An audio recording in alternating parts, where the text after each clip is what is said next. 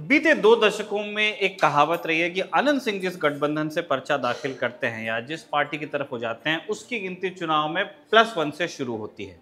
विधायकी में बात अकाट्य सत्य साबित भी रही है अब तक तो। जब से अनंत सिंह या उनकी पत्नी विधानसभा चुनाव में उतरे हैं तब से उन्हें किसी पार्टी के सिंबल की जरूरत महसूस नहीं हुई।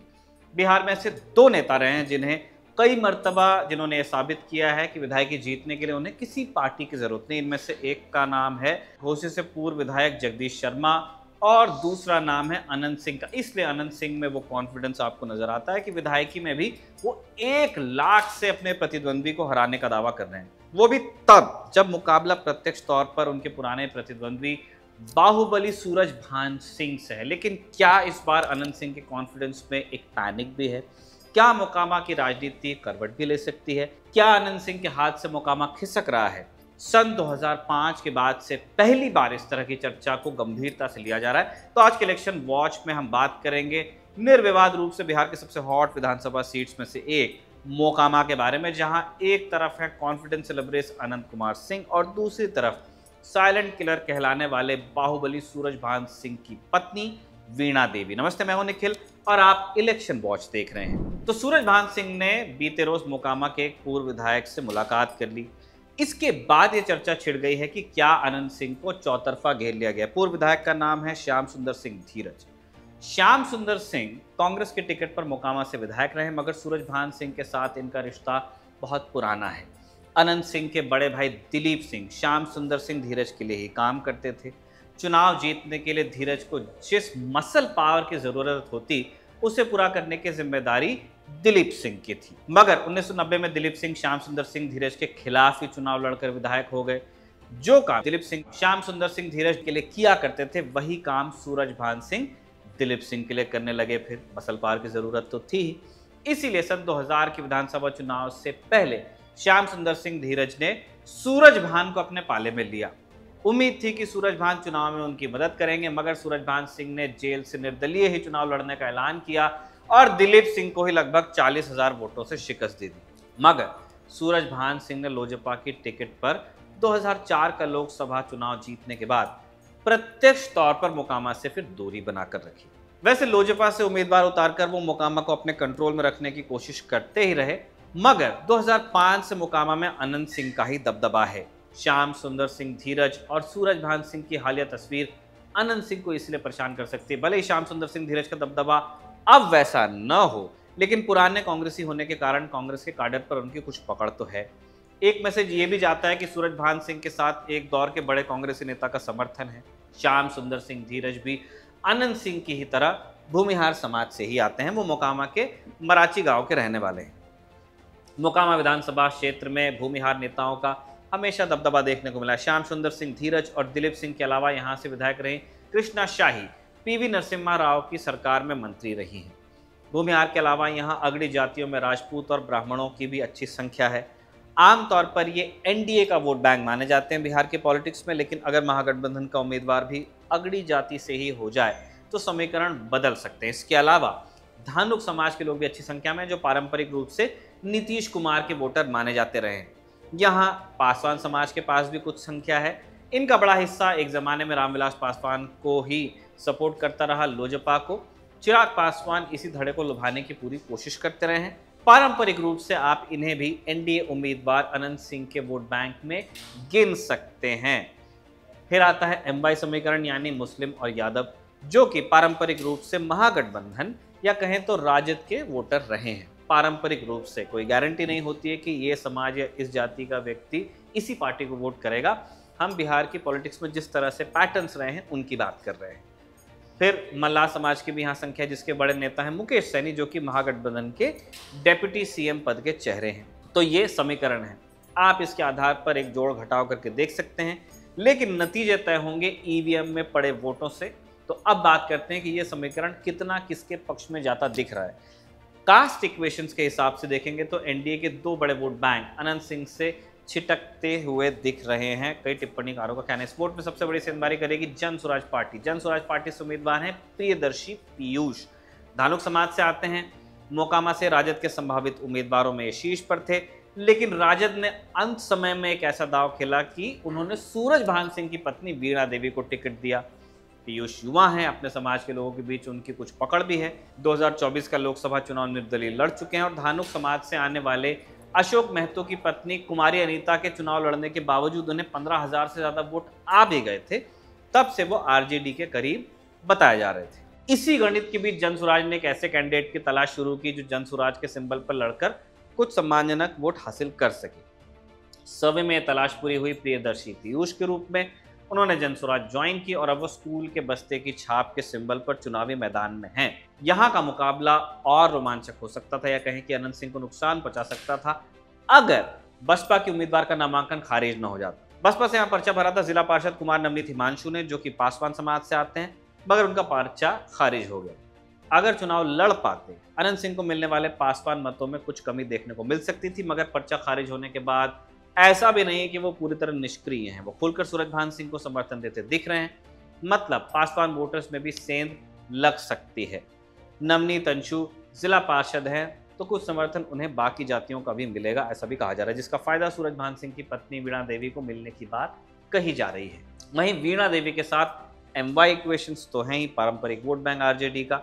सबसे बड़ा फैक्टर है इस चुनाव में प्ले कर रहा है वो है लोकल वर्सेस बारी। इस बात पर ध्यान देने की कुछ जरूरत है कि अनंत सिंह मोकामा से चुनाव जरूर जीत रहे हैं सालों से, लेकिन सूरजभान सिंह मोकामा के ही रहने वाले हैं।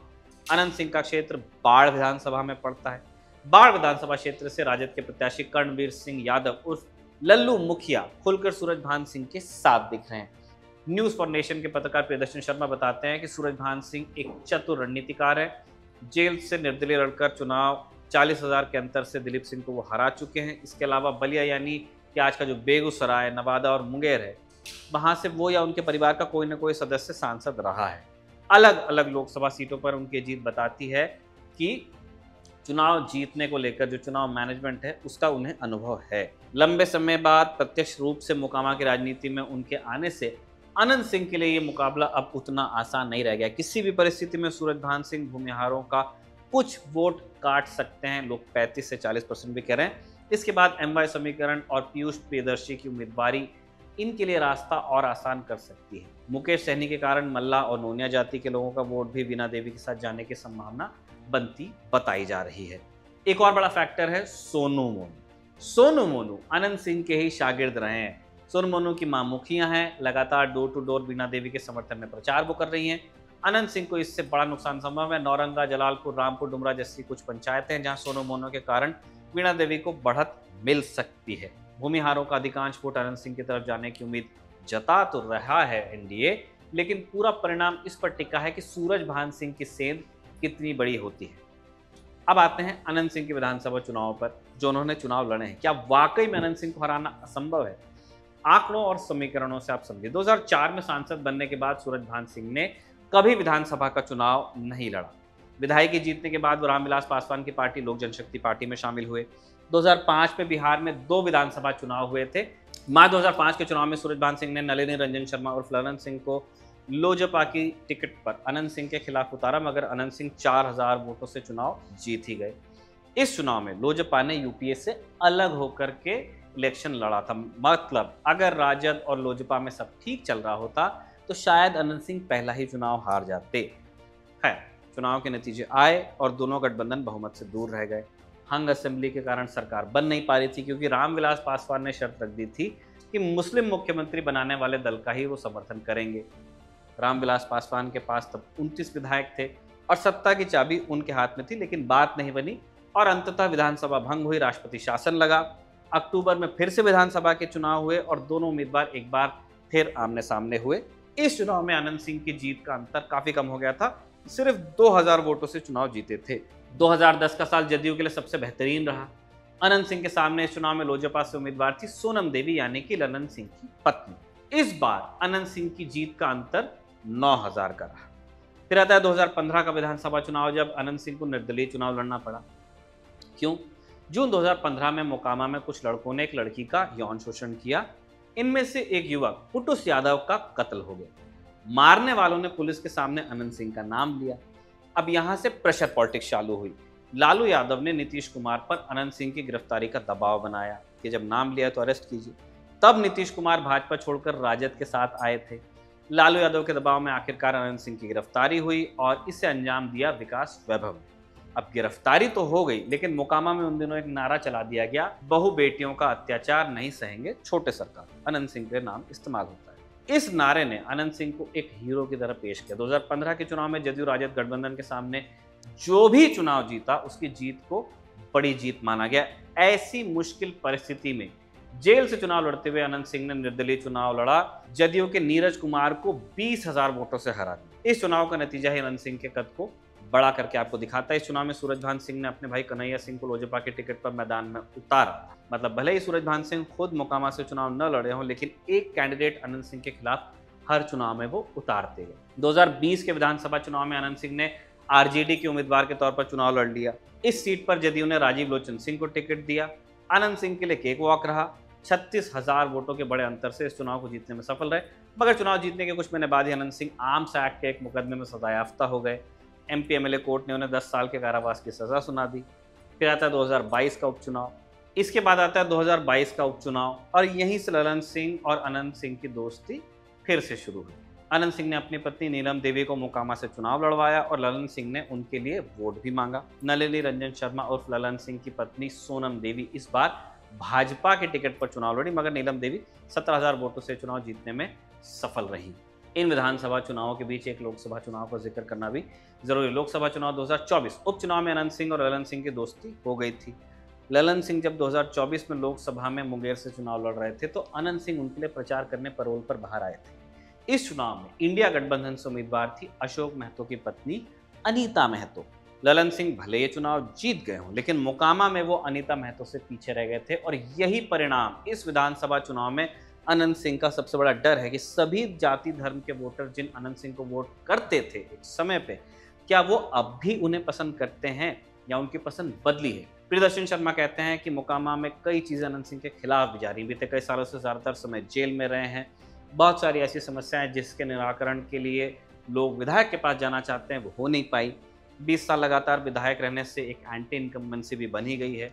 लोकसभा चुनाव में मोकामा से पिछड़ने का सबसे बड़ा कारण ये था कि पिछड़ी जातियों ने अशोक महतो में अपना हीरो तलाश लिया और पूरा चुनाव फॉरवर्ड वर्सेस बैकवर्ड हो गया।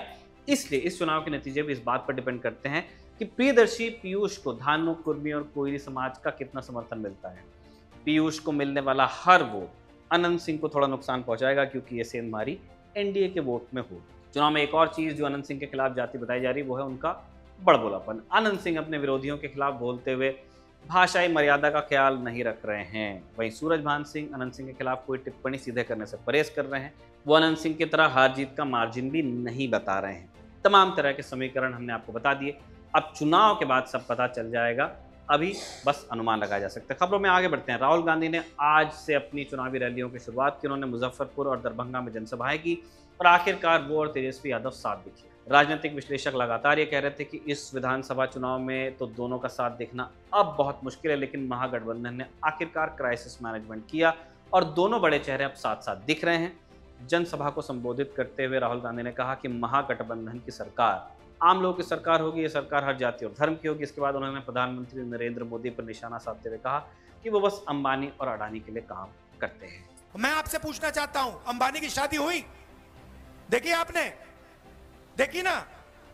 नरेंद्र मोदी गया था? राहुल गांधी गया? क्यों नहीं? राहुल गांधी क्यों नहीं गया? नरेंद्र मोदी क्यों गया? बात आप समझिए। नरेंद्र मोदी जी उनका औजार है। आप मत सोचिए कि नरेंद्र मोदी जी आपके चुने हुए प्रधानमंत्री हैं। नहीं, नरेंद्र मोदी जी अंबानी अदानी के औजार हैं। वो उनके लिए रास्ता खोलते हैं। जीएसटी उनके लिए, नोटबंदी उनके लिए, 1 रुपए में जमीन, बिहार की जमीन उनके लिए, धारावी की जमीन उनके लिए। राहुल गांधी ने महागठबंधन के मैनिफेस्टो पर भी अपनी बात रखी, जिसके बारे में खबरगांव आपको बता चुका है। संभव है कि आने वाले रोज एनडीए अपना घोषणा पत्र जारी कर दे 29 तारीख को। चूंकि एनडीए ने पहले ही महागठबंधन के घोषणा पत्र को झूठ का पुलिंदा बताते हुए खारिज कर दिया है, तो ये देखना अहम होगा कि महागठबंधन का घोषणा पत्र जो आया है उसके सामने वो जनता को लुभाने के लिए किस तरह के वादे करते हैं।